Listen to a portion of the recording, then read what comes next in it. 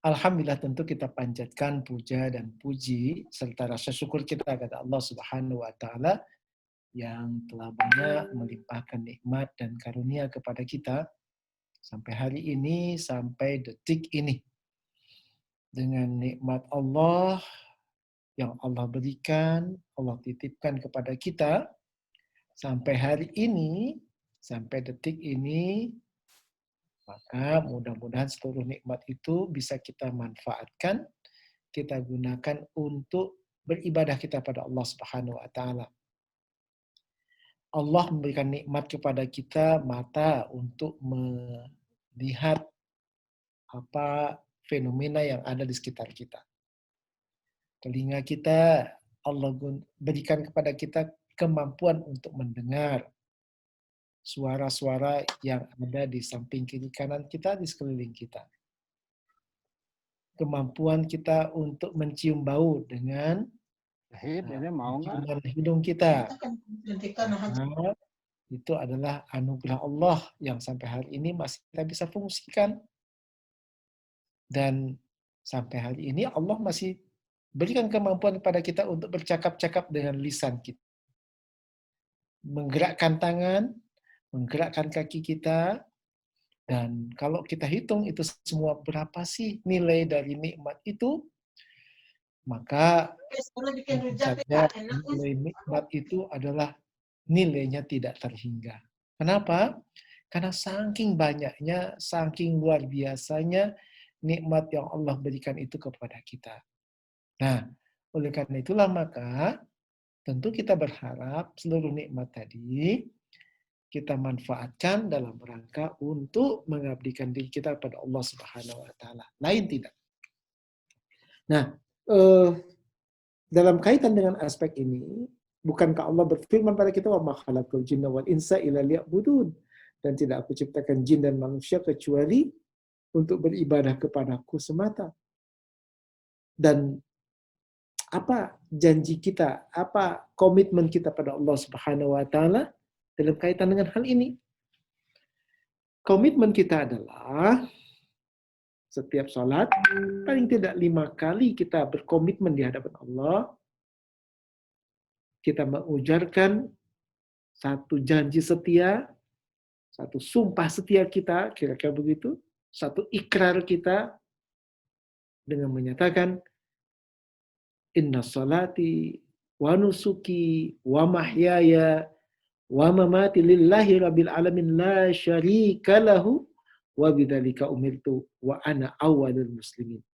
Jadi kita mengatakan, ya Allah, sesungguhnya salat yang hamba lakukan ini, wa nusuki, ya Allah, sesungguhnya ibadah-ibadahku yang lainnya, wa mahyaya, ya Allah, seluruh dari aktivitas kehidupanku, wa mamati, dan kematian yang pasti akan terjadi suatu saat menimpa kita, lillahi rabbil alamin, semua itu hanya bagimu ya Allah, wahai Tuhan penguasa alam semesta. La syarika lahu, tidak ada sekutu bagimu, wa bidzalika umirtu, dan dengan kalimat tauhid ini kita kemudian diperintahkan untuk menjalankan kehidupan tadi. Wa ana awwalul muslimin, ya Allah, saksikan saya ini adalah mudah-mudahan menjadi orang yang pertama berserah diri hanya kepadamu. Nah, ibu bapak, anak-anakku yang mudah-mudahan Allah limpahkan rahmatnya kepada kita semua, dalam kaitan dengan aspek inilah maka ketika kita berkeluarga, ketika kita memiliki keturunan, maka the ultimate goal kita, tujuan dari aspek itu semua, termasuk kemudian kita ingin juga anak-anak kita dan cucu-cucu kita, cicit-cicit kita, dan generasi berikutnya ini adalah menjadi generasi yang mereka Rabbi radiyah. Allah ridha pada mereka. Allah ridha pada kita, dan Allah ridha kepada mereka.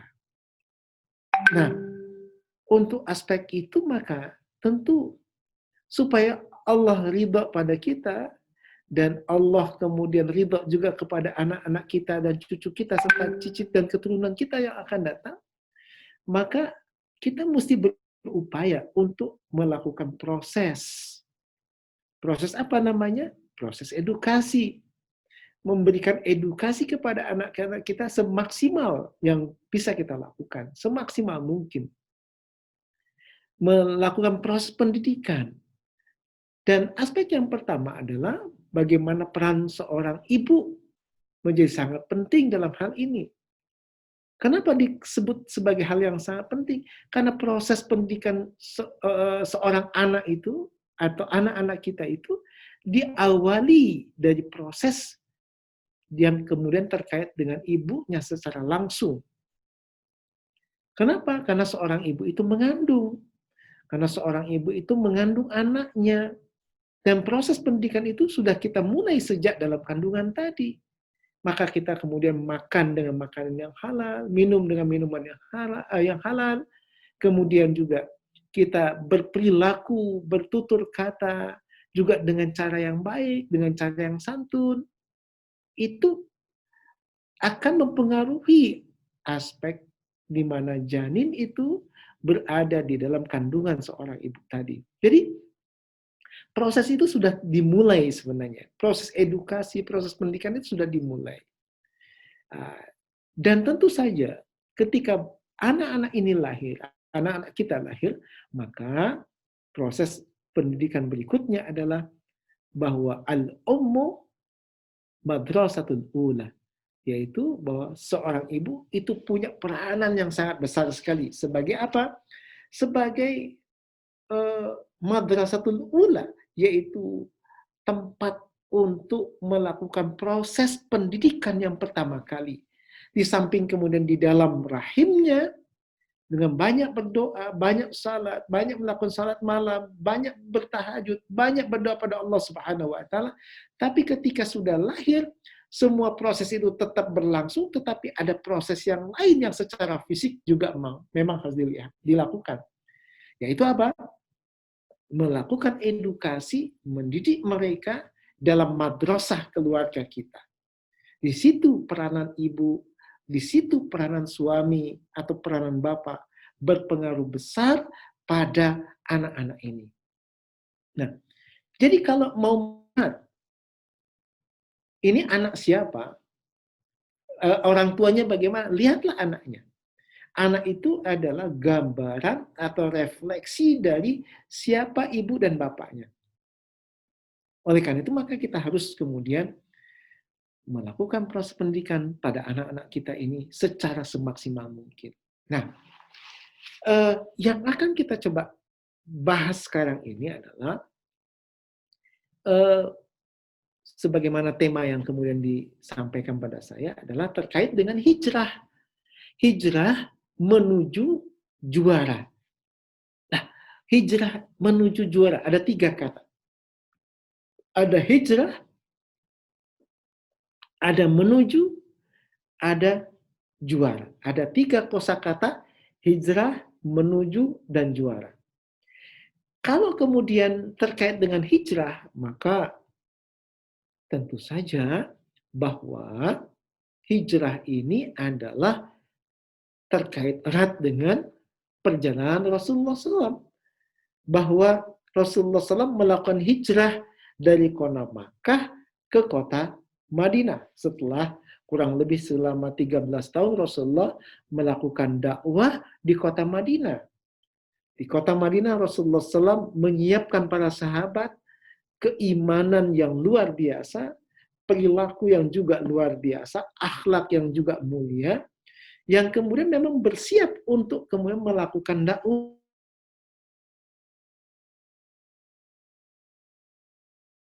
tengah masyarakat jahiliyah Quraisy yang pada saat itu mereka tidak lagi bisa membedakan mana benar, mana salah, mana baik, mana buruk, mana kemudian perbuatan terpuji, mana perbuatan tercela.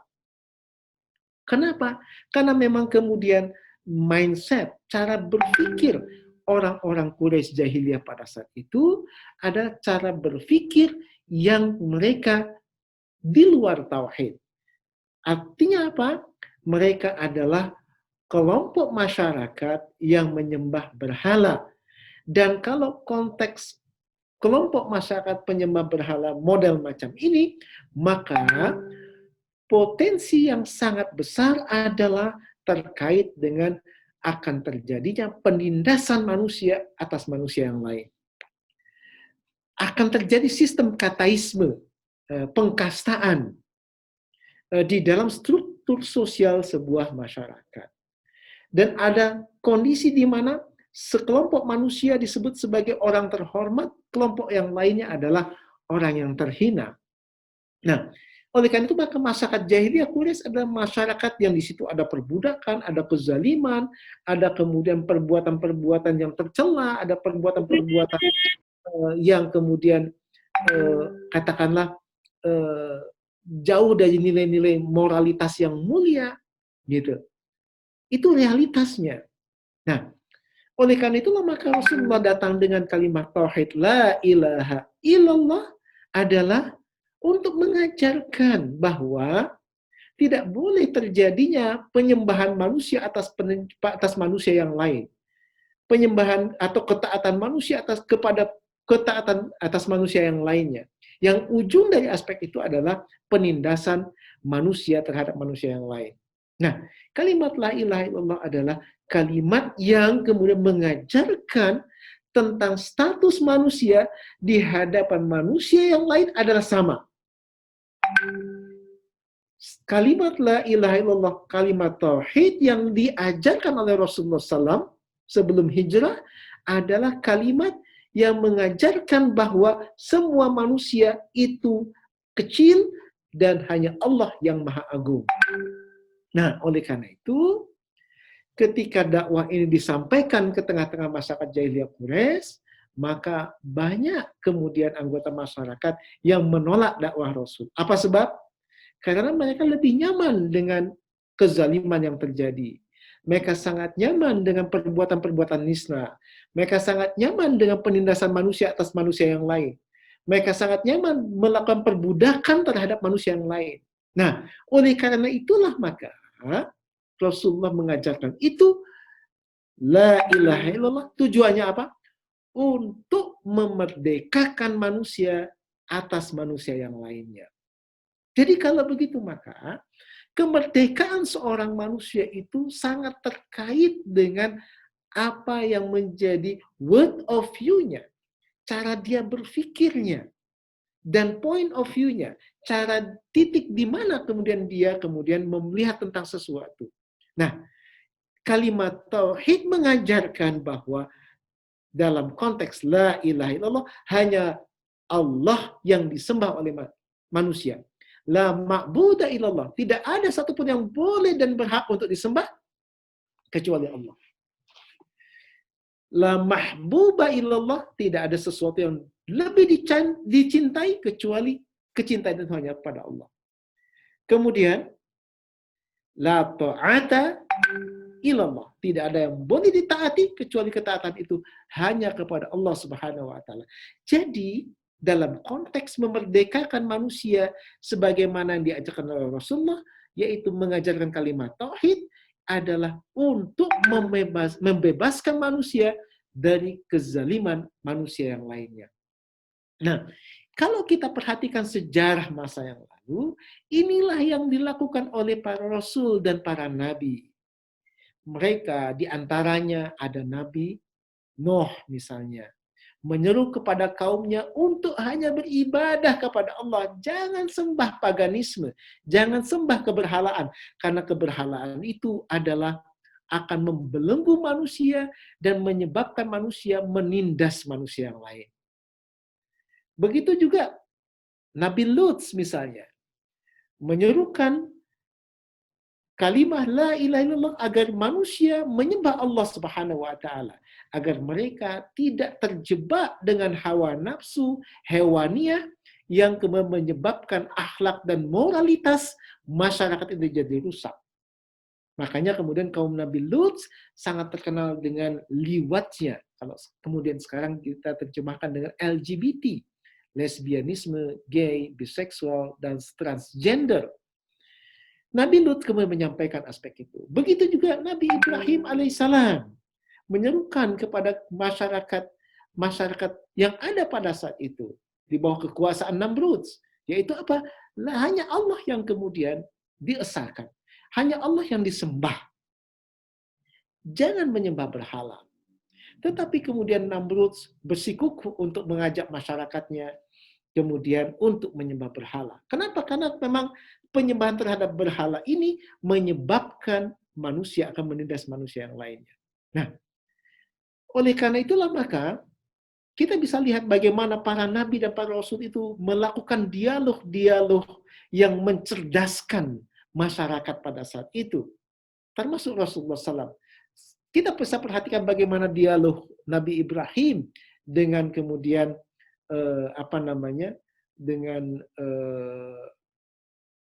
tokoh atau dengan raja yang ada pada saat itu, di mana pada suatu saat Ibrahim pada malam hari kemudian menghancurkan seluruh patung-patung yang disembah oleh kaum Namrud, kaum masyarakat Namrud, dan kemudian hanya meninggalkan satu patung yang paling besar, yang kemudian oleh Ibrahim setelah patung-patung kecil dihancurkan, patung yang besar ini dikalungi dengan sebilah kapak yang digunakan oleh Ibrahim untuk menghancurkan patung-patung kecil. Keesokan harinya Namrud dan jamaahnya dan masyarakatnya dengan rakyatnya hendak menyembah patung-patung itu. Mereka terkejut ketika melihat bahwa patung-patung itu hancur kecuali satu patung yang besar yang di atas lehernya ada sebilah kapak.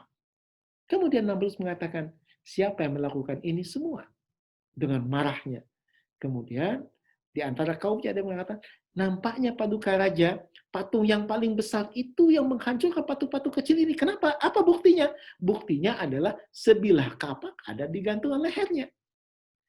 Bagaimana mungkin, kata Namrud, patung yang nggak bisa melihat, yang nggak bisa mendengar, nggak bisa bicara, nggak bisa merasakan apapun juga, nggak bisa bergerak, menghancurkan patung-patung yang lain. Apa Anda sudah gila? Kira-kira begitu. Kalau kita bahasakan sekarang. Nggak mungkin. Maka kemudian ada lagi di antara kaumnya mengatakan, mungkin Ibrahim.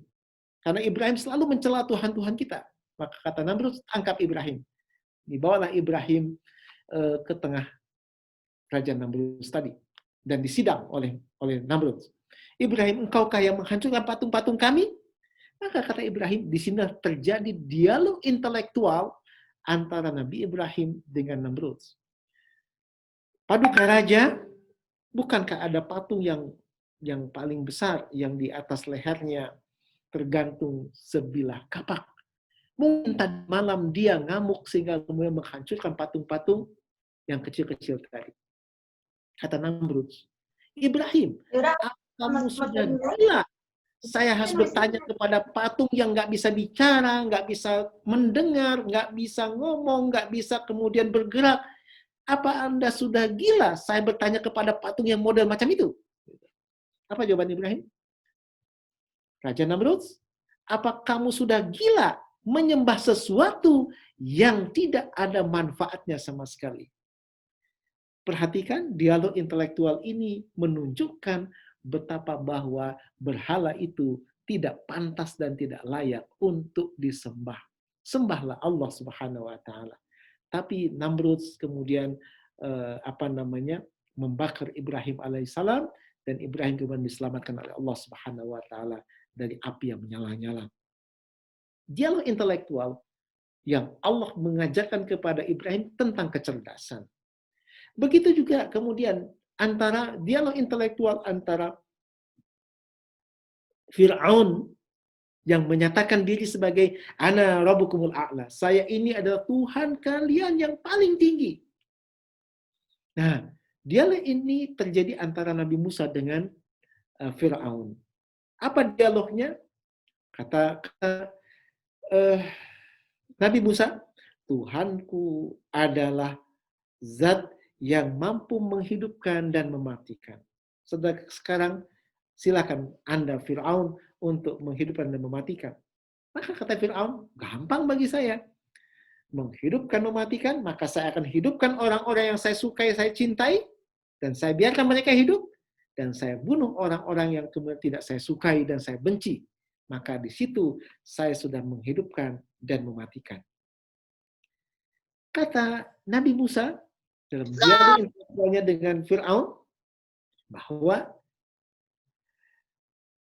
Fir'aun, Tuhanku adalah zat yang menerbitkan matahari di sebelah timur dan menenggelamkan di sebelah barat. Sekarang coba Anda lakukan, terbitkan sebelah barat, tenggelamkan sebelah timur. Fir'aun mati kutu dan tidak bisa mampu menjawab pertanyaan dari Nabi Musa. Dan disinilah nampak dengan jelas bahwa manusia itu lemah. Dan Allah yang maha kuasa. Dan Allah yang maha esa. Yang Allah lah berhak disembah oleh manusia. Nah, inilah yang diajarkan oleh Rasulullah SAW kepada kaum Quraisy pada saat itu. Mengajak mereka hanya untuk menyembah Allah Subhanahu wa Ta'ala. Sebab apa? Sebab memang keberadaan Allah adalah zat yang menguasai alam semesta dan yang menciptakan manusia, sehingga dengan demikian hanya Allah yang disembah. Nah, Ibu dan Bapak, anak-anakku rahimakumullah, yang mudah-mudahan Allah limpahkan ridhonya pada kita. Apa yang dilakukan oleh Rasulullah terhadap kaum Quraisy pada saat Rasulullah mendakwahkan Islam? Tujuannya apa? Mendidik umat pada saat itu untuk cerdas. Oleh karena itu, maka ketika seseorang menyembah Allah Subhanahu wa Ta'ala, maka Islam mengajarkan kepada kita bahwa semua manusia sama di hadapan Allah Subhanahu wa Ta'ala. Tidak ada perbedaan antara seorang yang berpangkat dengan orang rakyat jelata. Tidak ada perbedaan seorang raja dengan hamba sahaya. Tidak ada perbedaan antara orang kulit putih dan kulit hitam. Tidak ada perbedaan antara manusia siapapun juga, apapun warna kulitnya, apapun suku dan bangsanya. Semua sama di hadapan Allah Subhanahu wa Ta'ala yang ahad, yang tunggal, yang esa. Nah, oleh karena itulah maka Islam mengajarkan kecerdasan kepada manusia, bahwa jika ingin cerdas, hanya menyembah Allah, jangan sembah manusia, jangan sembah berhala, karena nggak ada manfaatnya, dan penyembahan terhadap berhala atau manusia yang lain akan menyebabkan terjadinya penindasan manusia atas manusia yang lain, penghambaan manusia atas manusia yang lain. Terjadi diskriminasi manusia. Itu dampak dari aspek tadi. Tapi penyembahan kepada Allah, tidak. Semua manusia sama di hadapan Allah Subhanahu wa Ta'ala. Nah, esensi inilah yang terdapat di dalam kemerdekaan itu yang diajarkan oleh Islam, mengajarkan manusia tentang kecerdasan, yang kecerdasan itu lahir dari kesadaran akalnya. Oleh karena itu maka ada satu peristiwa yang terjadi pada masa Rasulullah, yaitu terjadi pertengkaran antara Bilal bin Rabah, seorang budak hitam berkulit hitam, yang putih itu cuma kemudian giginya, itu, ya, dengan Abu Dzar Al-Ghifari, seorang bangsawan Al-Ghifari, orang tokoh masyarakat yang sangat dihormati. Dan pada satu saat ketika mereka keduanya bertengkar, terlompat dari kata-kata Abu Dzar pernyataan, Yabda Sauda, wahai anak yang lahir dari ibu berkulit hitam, seorang budak. Kata-kata ini penghinaan luar biasa. Kata-kata ini sampai ke telinga Rasulullah SAW. Dan seketika itu pula Rasulullah berdiri menghampiri kedua orang yang sedang bertengkar ini, dan Rasulullah mengklarifikasi kepada Abu Dzar. Ya Abu Dzarin, wahai Abu Dzar, apakah engkau yang mengatakan, Yabna Sauda, wahai anak yang lahir dari seorang ibu berkulit hitam dan seorang budak? Benar ya Rasulullah. Kemudian Rasulullah dengan muka yang marah, mata yang merah, Rasulullah tafasok, 3 kali Rasulullah menyatakan itu. Keterlaluan engkau, wahai Abu Dzar. Keterlaluan engkau, wahai Abu Dzar. 3 kali Rasulullah menyatakan itu. La fadla li ibni Abyadin ala ibni Aswadin illa bi'amadin salihin. Tidak ada perbedaan antara seorang anak yang lahir dari ibu berkulit putih dengan seorang anak yang lahir dari ibu berkulit hitam, Kecuali yang membedakan itu adalah amal salehnya. Amal salehnya. Jadi kalau begitu, dalam konteks ini Islam memerdekakan manusia dengan kalimat tauhid. Tidak boleh manusia taat kepada manusia yang lain sepanjang ketaatan itu kemudian tidak selaras dengan ketaatan kepada Allah Subhanahu wa taala. Makanya kemudian dalam Islam, la ta'ata li makhluqin li maksiatillah. Tidak boleh taat kepada manusia kalau dia mengajak kepada kemaksiatan kepada Allah Subhanahu wa taala. Nah, oleh karena itulah maka ini yang dididik Rasulullah SAW, yaitu mendidik kalimat tauhid agar kalimat tauhid itu menjadi aspek yang menjadi world view, cara semestaan, dan menjadi point of view, cara pandang atau titik pandangnya ketika seseorang berpikir, yaitu dengan akidah Islam. Nah, akidah inilah yang membawa manusia menjadi merdeka. Akidah inilah yang membawa manusia menjadi juara pada kelasnya. Apa itu? Juara dengan amal salehnya. Di hadapan siapa? Bukan di hadapan manusia, tetapi di hadapan Allah Subhanahu wa taala. Nah, oleh karena itu Ibu dan Bapak dan anak-anakku rahimakumullah,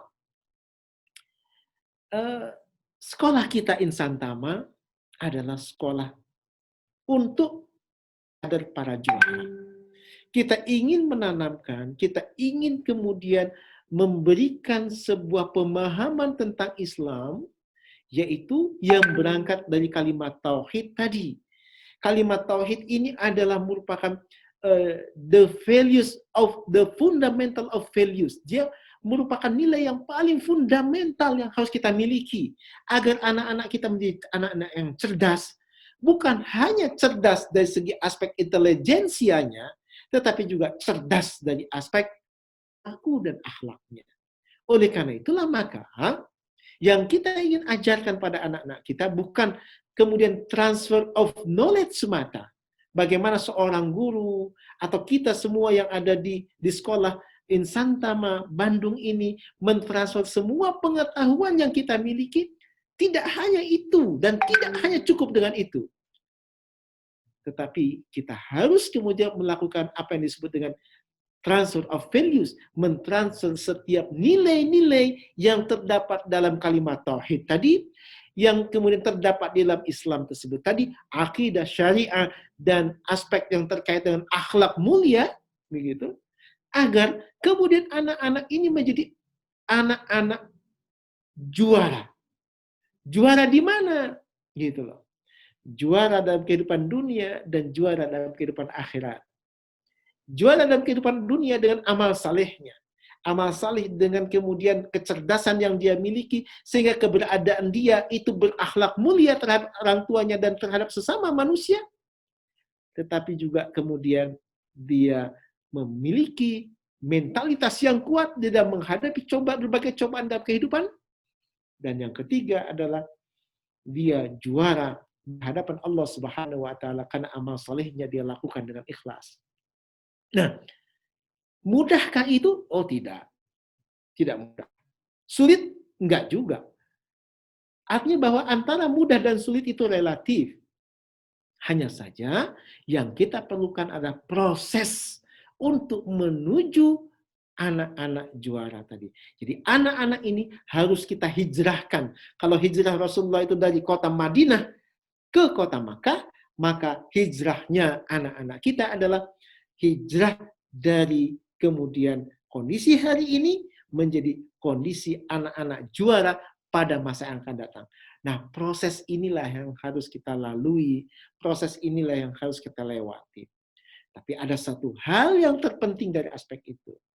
Anak ini akan jadi anak juara, bukan hanya dari segi aspek knowledge-nya, bukan hanya dari segi aspek nilai-nilai yang dia pegang teguh, yang berdasarkan kepada keimanan dan tauhidnya, tetapi juga yang terpenting dari aspek itu adalah peranan ibu dan bapak tidak kalah dalam konteks ini.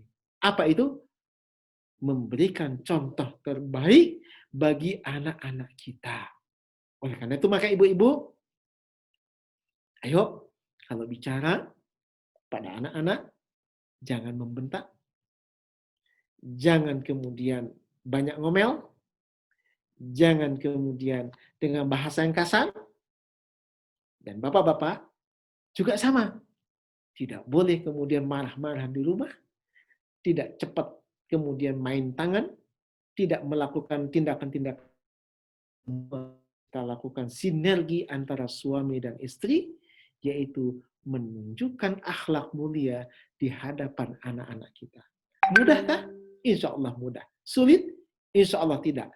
Kecuali kita harus berproses untuk aspek itu. Ada kemudian kekurangan kita, tapi juga jangan lupa kita juga punya kelebihan, saling melengkapi satu dengan yang lainnya, sehingga itu menjadi contoh bagi anak-anak kita. Uswah, teladan kita. Sebagaimana Rasulullah SAW menjadi uswah bagi kita. Sebagaimana Allah Subhanahu wa taala menyatakan, laqad kana lakum fi Rasulillah uswatun hasanah liman kana yarjullaha wal yaumil akhir. Sungguh pada diri Rasul itu ada suri teladan yang terbaik bagi orang-orang yang ingin berharap bertemu dengan Allah Subhanahu wa taala. Nah, oleh karena itu maka ibu dan bapak pun adalah ibu dan bapak juara yang melakukan hijrah untuk menjadi manusia-manusia yang juara. Juara di mana? Juara di dunia dan juara di akhirat kelak.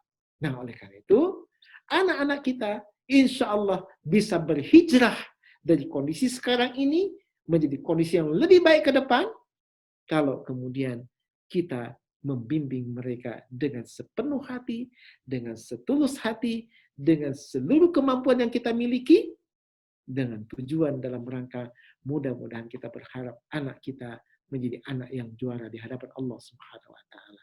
Nah, jadi Ibu dan Bapak rahimakumullah, proses pendidikan, proses yang sebenarnya kita lakukan sehari-hari, dikatakan susah, dikatakan mudah, juga acap kali kita bertemu dengan sesuatu yang sulit. Oleh karena itulah maka bersabar menghadapi semua proses ini. Mudah-mudahan kita bisa istiqomah untuk menghantarkan anak-anak kita menjadi anak-anak juara. Untuk berhijrah hari ini menjadi berhijrah ke arah atau menuju anak-anak juara tersebut tadi. Mampukah kita? Insya Allah. Sinergi antara sekolah, Bapak guru, Bapak kepala sekolah, Bapak guru, Bapak dan Ibu guru di sekolah, kemudian kita di yayasan, termasuk juga Ibu dan Bapak, sinergisitas kita menjadi sangat penting untuk menghantarkan itu semua. Bisa? Insya Allah bisa. Kata orang Inggris bilang, yes, we can. Insya Allah kita mampu untuk itu. Dan bagi anak-anakku, rahimakumullah, saya ingin menyapa anak-anak. Mudah-mudahan anak-anakku semua sehat, ya. Meskipun selama ini di rumah ya, bosen rasanya ya, ingin ketemu dengan kawan-kawan ya. Tetapi sayangnya virus COVID-19 ini menghambat kita bertemu, ya. Oleh karena itu, meskipun berada di rumah, anak-anakku tetap belajar di rumah, ya. Belajar dengan tekun, belajar dengan mama, dengan bapak, dan dengan bapak dan ibu guru yang akan berkunjung nanti melalui melalui handphone, melalui suara, gambar, atau melalui film. Tapi yang jelas, semua proses itu kita lalui bersama. Dan anak-anakku mudah-mudahan bersabar menghadapi itu semua. Dan tentu saja, yang paling ya, berdoa kepada Allah Subhanahu wa taala. Semoga Allah Subhanahu wa taala cepat kemudian menghilangkan virus COVID-19 ini dari kehidupan masyarakat kita dan dari seluruh kehidupan masyarakat dunia. Dan mudah-mudahan kita semua selamat, sehat walafiat, tidak kurang sesuatu apapun. Dan jangan lupa berdoa ya. Satu, jangan lupa berdoa. Yang kedua, salatnya jangan ketinggalan ya. Salat subuh, salat zuhur, asar, maghrib, dan isya. Masih ada yang ketinggalan salatnya? Insya Allah enggak ya. Nah, Jangan males-malesan. Soalnya kita kalau sholat itu kita berhadapan dengan Allah Subhanahu wa taala. Allah yang menciptakan kita ya. Nah, kemudian yang ketiga, yuk kita rajin berdoa dan rajin membaca Al-Quran serta menghafal Al-Quran. Tadi bacaan hafalan Qurannya luar biasa. Luar biasa. Ya, surat Al-Bayyinah ya. Insya Allah anak-anakku semua sudah hafal ya. Nah, mudah-mudahan dalam konteks adanya COVID-19 ini tidak mengurangi proses pembelajaran kita.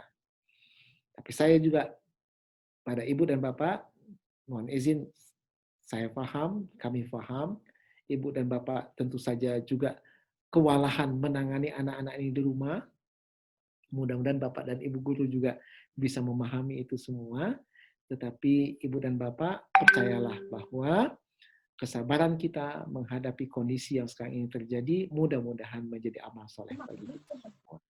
Nah, saya tahu, karena saya juga mengalami punya anak SD, anak SMP, anak SMA, nah, semua ada tugas-tugas, ada PR, yang paling pusing itu adalah yang kedua baru ibunya, yang ketiga adalah ibunya, baru yang keempat adalah bapak. Nah, jadi ibumu, ibumu, ibumu.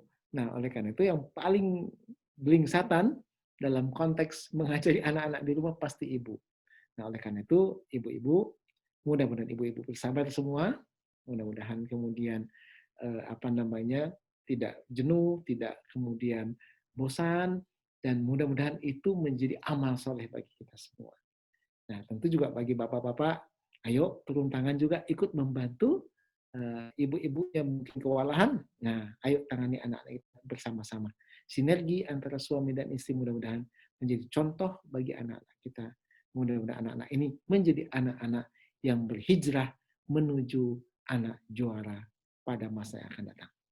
Ibu dan Bapak, saya kira itu yang ingin disampaikan sebagai sharing saya pada hari ini.